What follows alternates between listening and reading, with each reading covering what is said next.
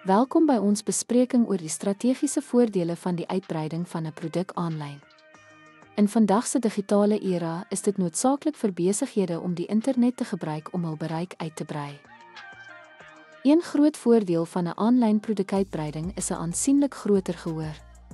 Anders as tradisionele winkels, kan 'n digitale winkelfront kliënte regoor die wêreld bereik 24 uur per dag. Die internet slaap nooit nie.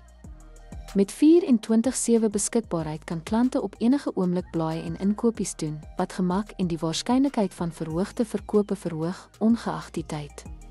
Om aanlyn te verskuif, verminder ook oorhoofse koste.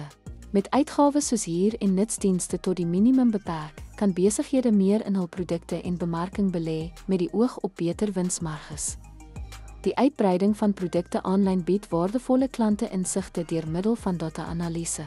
Hierdie insigte help om klante se voorkeure te verstaan en help met gepersonaliseerde bemarkingsstrategieë.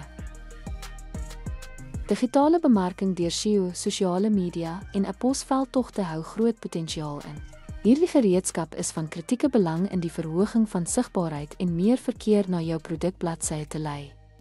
Aanlyn platforms gaan nie net oor verkoop nie, hulle bied skaalbaarheid en buigsaamheid.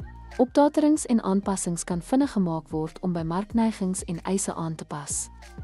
Om 'n produk aanlyn uit te brei, verbeter werklik die kliënt se ervaring. Besighede kan naatlose en persoonlike interaksies bied deur maklike webwerfnavigasie, pasgemaakte produkaanbevelings en gladde betaalprosesse. Dit help om onvergeetlike ervarings te skep wat kliëntelojaliteit en voorspraak bou. Dankie dat jy by ons aangesluit het. Die gebruik van 'n aanlyn uitbreiding verryk klantbetrokkenheid en berei die weg vir volhoubare besigheidsgroei. Aangryp hierdie geleenthede om uit te blink in die digitale mark.